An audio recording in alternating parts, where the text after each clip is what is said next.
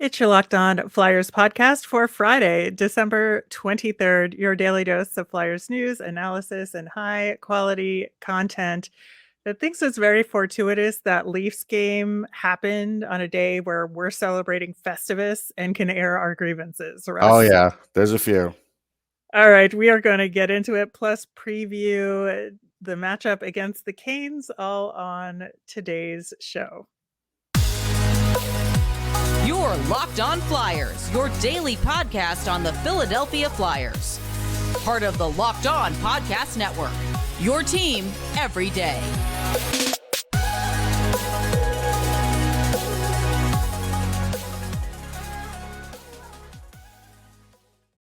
Hello, once again. I am Rachel Donner. You can find me on Twitter at rmiriam. I'm here, as always, with the Grinch that is Russ Cohen, who's on Twitter at Sportsology.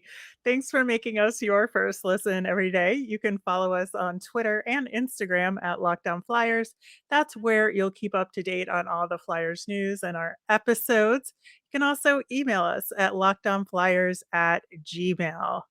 Locked On Flyers is free and available on Apple Podcasts, Spotify, Odyssey, wherever you're listening. So subscribe. You'll get all of our episodes here on the Locked On Podcast Network. Plus, we're over on YouTube, so subscribe there as well.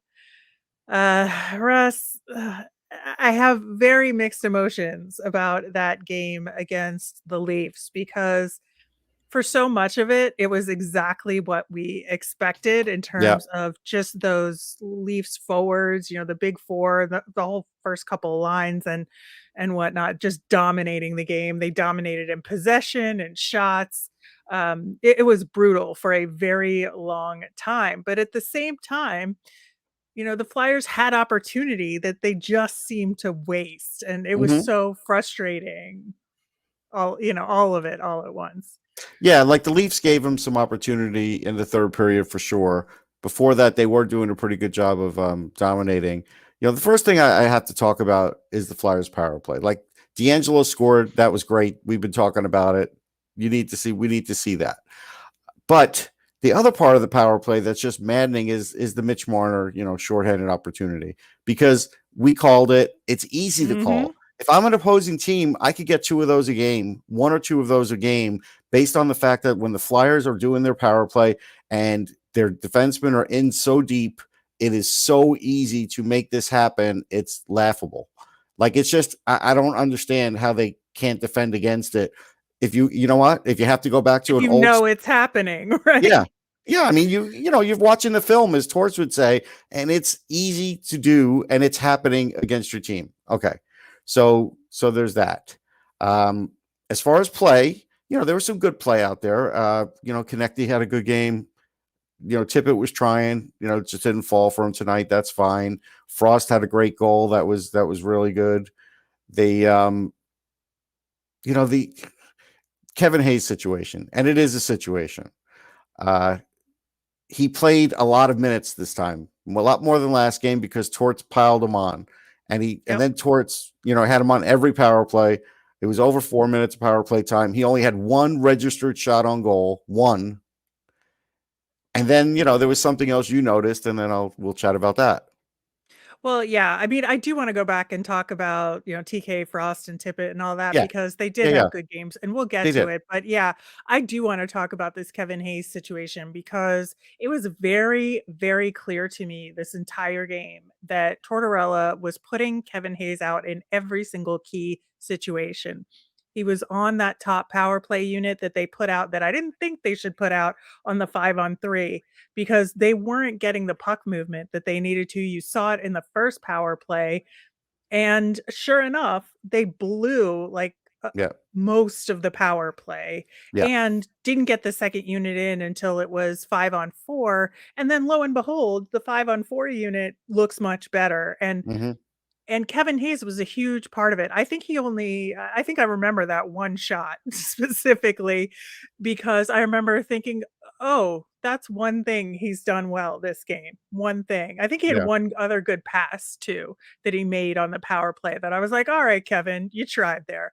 But it just felt this giant test that Torts was giving Kevin Hayes and saying, "All right, you didn't deserve to be benched. I'm gonna put you out there every time we absolutely need you to come through." Hmm. And sure enough, he did not come through. And I don't know what's going on with him. I don't have anything against Kevin Hayes. I want him to succeed, and that's like one of the Yeah, I things do too. I that mean, hurts me deeply inside about this team, but that just felt like, a battle of wits out there it in was that game. because when he got thrown out there with Tippett and Van Reems, like two of their best functioning players, all of a sudden he Mhm. became a passer, and he wouldn't Yep, do anything but pass. yep. Even That's if he had a shot, exactly he how it went passed it. down. And it's just like, look, we've been watching hockey long enough to know when someone's giving it their all, like Konecny, and someone's not, like Kevin Hayes, and that Yeah, has to change. It just has to yeah. change because it's not going to be good for anybody on this team or development or anything else. No, and you saw Travis Konecny at the very, very end of the game, just sitting there on the ice, like, when time ran out, Oh, he's he like, was "Man," frustrated. he was so frustrated, you could see it on his face, like, "Man, I just gave it everything I had, and it didn't work," and he was so angry about it, and the way that Morgan Frost talked post-game, felt the same way, like, Morgan Frost, who's been playing really well Best recently, he's hockey of got his Flyers career. yeah, and he said as much, that that's how he feels. He's got goals in 4 straight, and then, the main thing coming out of his mouth is, "God, that 5-on-3 power play, man, I wish we coulda Yeah, capitalized but on even that." forgetting about that, going to the 6-on-4, they got no Mhm. At the shots. end of the game too, At the yeah. end of the game, no shots. Matter of fact, they Nothing. barely had any entries. And then 6-on-5, they didn't even get any entries until the end, and they finally got one great shot and maybe one other shot, and that's it. That was it. And some of the entries are mind-boggling because one of them, and it may have been D'Angelo, I'm not sure, but one of them, there was a zone entry. The Leafs started pushing the player towards the left. He comes in, he gives the puck to somebody on the wall, but there's three Leafs there. There's three Yeah. Leafs on that side. Like, what are you No, doing? that's the thing, is that this happened when the Leafs were dominating the game too, where you'd see, like, 1 Flyer and 3 Leafs Right. surrounding them, and that's Yeah. why the Flyers couldn't maintain possession, because they weren't getting the support they needed in order to make that happen, and then to have that happen when they were playing, quote, unquote, "well" at the end of the game, in a similar situation where they weren't getting the support to get more chances, that was equally as frustrating, despite the fact that suddenly, with about 8 minutes left, they flipped a switch and were aggressive Right. offensively and, got 2 goals out of it. Yeah. I mean, the zone entry part, if you have to practice it more because, Tortorella talked about it a couple days ago. It's no better. You're very far into the season now. I understand power plays could be bad for a whole year, but zone entries shouldn't. And you have plenty of guys that can make zone entries. And one other thing to rant about is don't call this a young team when three of your guys are 25. Like Konechny's going to be 26, Hayes is 30, and D'Angelo's 27, and JVR is also north of that. So it's like, don't call it a young team when all of a sudden at the end of the game, you're putting out every veteran you have.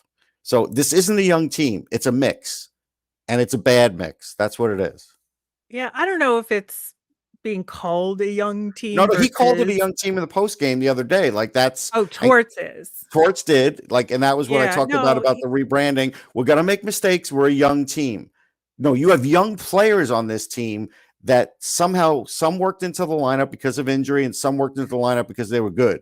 But you have young players on this team, but it's not a completely young team where you say, oh, well, because again, you also have a goalie that's been around a while. He may be 24, and that's the other problem with this. I started looking into the goalie stats, and Carter Hart is atop the league in games played.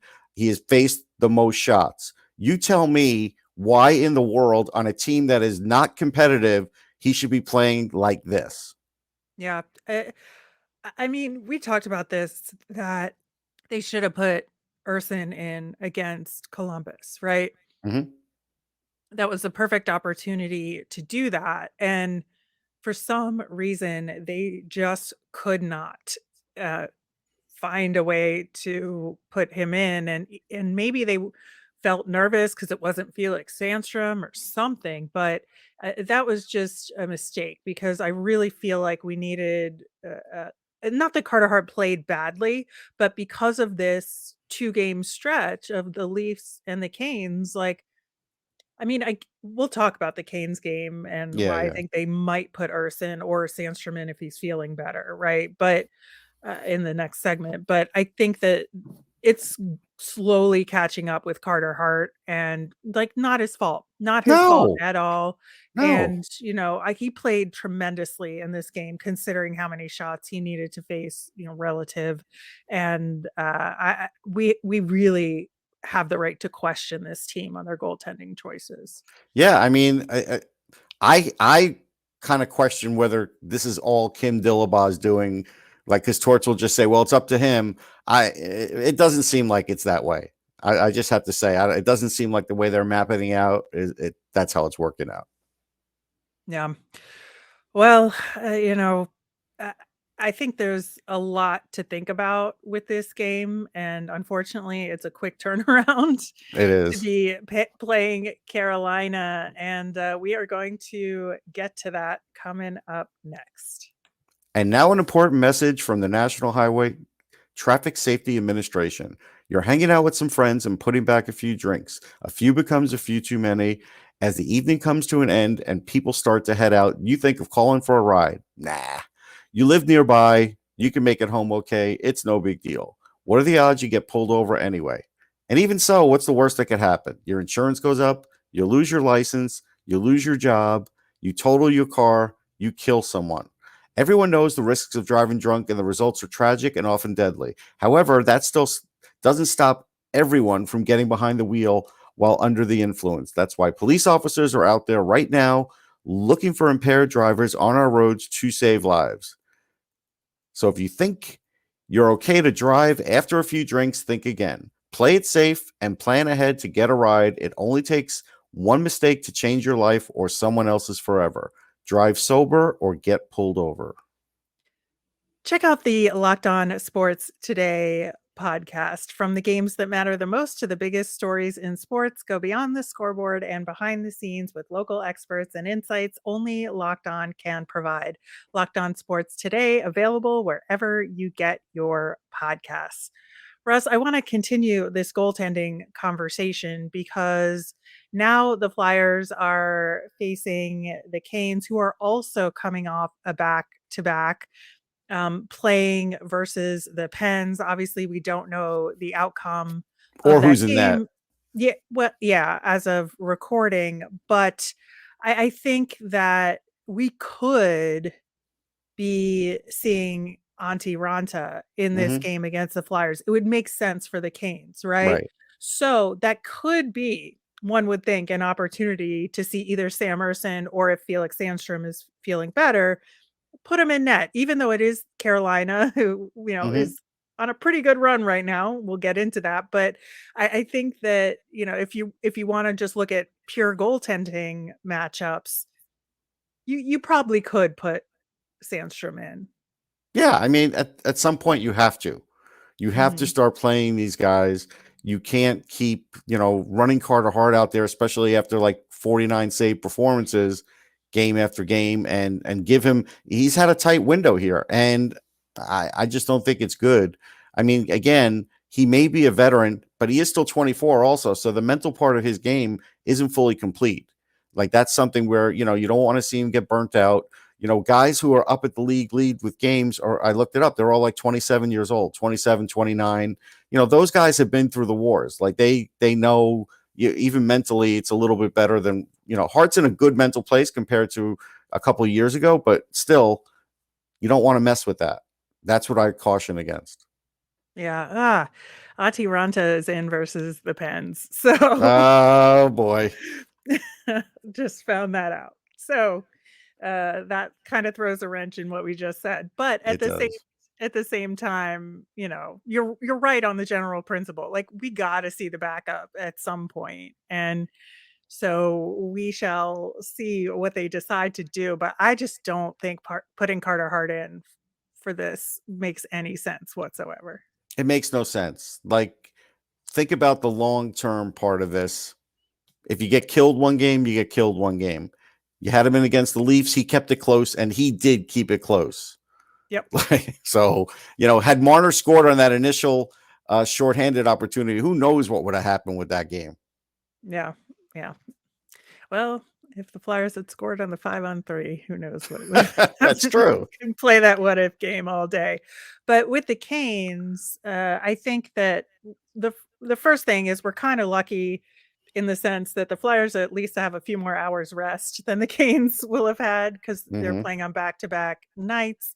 They won 6 in a row leading up to last night's game, 9-1-0 in their last 10, overtook the Devils for the division lead. They're kind of, neck and neck with points. So I'm not sure as of, right now what the division actually looks like, but they did win against the Devils pretty handily 4-1. They lost a fluky game December 6th in overtime to the Ducks of all teams, but that's been it, right? Yeah. So it's again another tough battle. We talked about this, previewing the Leafs game, that these two games back to back were going to be a really difficult challenge. And then with the Canes, it's a slightly different challenge than with the Leafs, right? The Canes have a ton of skill. There's no arguing with that, but they're a little bit more physical than the Leafs. And I'm just afraid of the Flyers getting baited more into like the post play scrums or getting into fights for no good reason. Yeah, but the difference in this game is, even though we kind of go against what you think, Carolina's 23rd in scoring, Mhm. 2.94 points a game. So it really is a race to 3 in this game. Yep. And so if I'm the Flyers, I have to look at that and say, all right, let's just, you know what? Let's pour it on early. Let's try and do that. Let's try and, get a couple early, because they have not been their best offensively. Even No. defensively, they've not actually been their best, but they seem to do it at the right times for the right games, and the goaltending's been phenomenal for them, and it's making them the team they are. They're a very good team. Yeah, their goaltending has been much better, I think, than expected this season, and that's Well, all helped right. So I'm them. going to tell you, I picked Carolina to win this division on the strength of Kochetkov, not Freddie Anderson, because I don't like him. And when I brought it up, that's That why is I true. thought, and that's why I thought it would happen that way. So, but I would say a lot of people are probably surprised. I always like Kochetkov. That is fair, but I do wanna say that, Carolina is 11-0-6 in 1-goal games. So Oof. when it's yeah, so when it's close and, Yeah. they aren't scoring as much, but in these close games, they're coming out on top Yeah. because they know how to win. Yes. And that is another part of this uphill battle that the Flyers are gonna face. Well, then out coach Rod Brindamore. I mean, if you can do it, do it. I mean, again, if it's a tight game, right? If it is a close game, and let's say it is going into the third period and it's 1-1, then yeah, switch things up, get things going. They did a little of that today, and they switched the lines up a little, and it did get some Mhm. scoring. Do it again. Do it earlier. Do what you have to do. I mean, it's like, if you have to put Kevin Hayes at the long end of the bench, do that too. Do Yeah. whatever you have to do. Yeah, I did like that switch up, especially putting Frost with Farabee and TK. Yes. And it woke up I Farabee. It did. It did. It really did, and so I think, if they're doing that sort of thing earlier, that's probably better, and I Yes. think that's a lesson that Torch should take from the Leafs game into the Carolina game, and, Yes. I was really nervous. I mean, I'm kind of glad that the Flyers got back within 1 because before that, I was like, "Oh, he's gonna pull the goalie and it's gonna get ugly." And Oh, yeah, luckily yeah. You didn't want to see luckily, that again. I did not wanna We're see all that getting again. PTSD from that, when he just leaves leaves the goalie out, even though there's no chance of winning for I know. potentially a second, empty netter. Yeah, it's tough to watch. So instead, we got, the bad version of the 6-on-4, but, Right.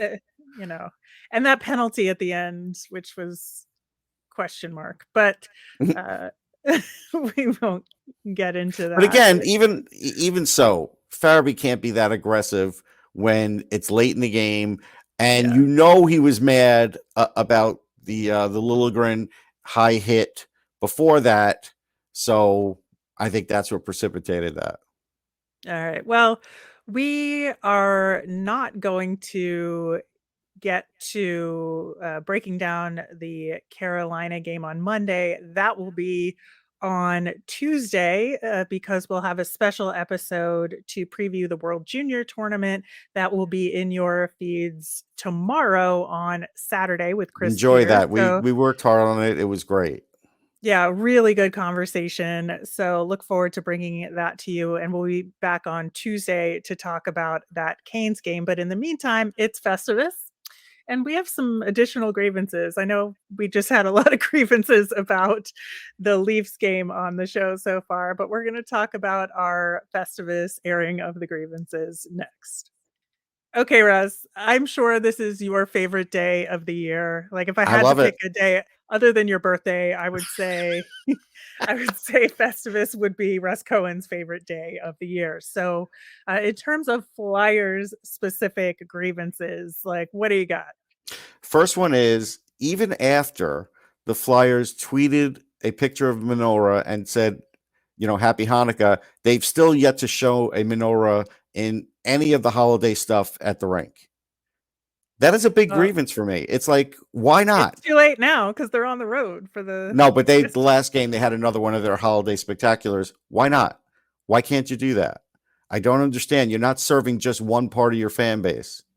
That's Yep. one. The other Flyers one is, I guess, I guess it's just basically, I have no idea what this team is, the identity or anything, and it's part of the team's fault, and even marketing, it's part of the marketing fault. And it's, what is the message here? What if I'm a fan? What do I call this team? I don't know what they are. It's a really good point. Yeah, that's kind of related to one of my grievances is I want to know what the plan is. Like Mm-hmm. just tell me what the plan is, guys. Mm-hmm. And it feels like Chuck Fletcher is hiding. It feels like the other parts of management don't get a chance to talk. So if like nobody's talking except saying like the baseline stuff, and then you hear things out of Chuck Fletcher's mouth like, oh, we're still within the playoff hunt. Now I know that was like weeks ago now, and Yeah, that's yeah. not the case, and we know it's not the case, but it just feels like we're adrift right now, and that there is no voice from the Flyers that is saying anything about the long term. You have Torts, who is communicating in his very special way about the short term and how he's treating this season and game to game. And I appreciate that. Like, we've said, if there's one thing about Torts, he's going to tell you how he's feeling, right? And so I appreciate that, but I am just sick of like not knowing what the plan is with this organization. Like tell us. Just tell us. We can deal with it. Like I promise you, we've dealt with this pain for many years. Flyers Like fans have dealt with a lot. They could deal with it. yeah, we just need to know. So that is my primary grievance going on right now. All right. So my outside grievance is for the weather people, all of them. Listen up. When we were all growing up, anybody out there was no such thing as a bomb cyclone. You have created this and put a name to it simply because you wanted to have another scare tactic and another way to wake everybody up and get everybody to tune in just for no good reason. So otherwise, it would be like, hey, there's going to be high winds and snow. Like that's what it would have been 10 years ago. Like that's what, and they had Doppler 8,000 then too. But the idea is that's what, that's what the No, I'm sorry. report. That was always the funniest thing where each of the local stations would be like, I have the Doppler 2000. I And then know. somebody else would say, like, I have the Doppler 8,000. Yeah. Like, oh my God, it's They have just to, radar. they have to It's one up each just other. radar. I know. But in this case, it's like, it's a bomb cyclone. No, it's not. It's really not. It's a lot of wind, yes, and it's very cold. And you could talk about how frostbite and all that. All that's legit. Just stop with the names that didn't exist. It didn't exist before, and we did get weather like this before. It's not like this is brand new weather. That's all. Yeah. Well, speaking of that weather, I hope wherever you are, if it's very cold, that you are staying warm and that you are Yes. staying safe on a very serious note, because the weather Yes. is very much a mess in a lot of places It's in not to North be messed with. America. It's not. So yeah, don't go out unless you have to, all of that stuff. Hopefully you didn't do last minute stuff. Try and get things delivered if you can. Not that you want to put a delivery person at risk, but I'm just saying. Yeah, and stay safe if you're traveling for the holiday and all of that. But yeah, I think, you and I were talking offline about this, and my other grievance continues to be with the NHL scheduling Oh department, yeah. because not only are their schedules still not great, they don't know how to stagger the start times to make things work, and they just make a lot of inconvenient choices for us as viewers and as fans. And then they attack me personally, yes, me personally, by rescheduling a Flyers game for the sake of the Buffalo Sabres. It wasn't even a Flyers game being rescheduled, but because of the Sabres having to reschedule a game, again, because of the bad weather, totally understand. But at the same time, they had to reschedule a Flyers game to January 9th, and I have plans that day that I now have to reconfigure, and I am very bitter about it. I totally get it. I do. And just to give you illustrate for people out there, what I'd seen recently on Twitter was like good rivalries, like Islanders Rangers as an example. December 23rd, last game of the year between those two teams. What? Really? Yeah, people are traveling that day. I know, and it's the last time they play. It's like, what? Yeah. Nuts. Yeah, I mean, I'm sure it is a hard job. We've talked It about that is. before. Yes. But, it just kind of affects me personally, and I take affront to that. I get it. I do. Don't cross Rachel. That's what you're learning here. Yes. Take heed. All right. That will do it for today's show. Like I said, we will be back tomorrow with our World Juniors preview with Chris Peters. Very excited to bring that to you. Then we're going to take an extra day off for the holiday weekend. Merry Christmas to all who celebrate that holiday. And then we will be back on Tuesday, and we're going to talk about that Canes game. We'll talk about the Phantoms that day. Lots to do then. In the meantime, have a wonderful holiday weekend. Stay safe, and let us know anything you want to know about the Flyers that you're thinking about as you're opening your Christmas Yep. presents. You can Yep. tweet us at Locked On Flyers. You can email us at lockedonflyers@gmail, or you can comment over on YouTube. I'm Rachel. I'm on Twitter at rmiriam. That's RMIRIAM. I'm Russ. I'm at Sportsology, SPORTSOLOGY. Thanks for making Locked On Flyers your first listen. For your next listen, check out the Locked On Sports Today podcast. It's the biggest stories of the day, plus instant reactions, big game recaps, and their take of the day. It's available wherever you get your podcasts.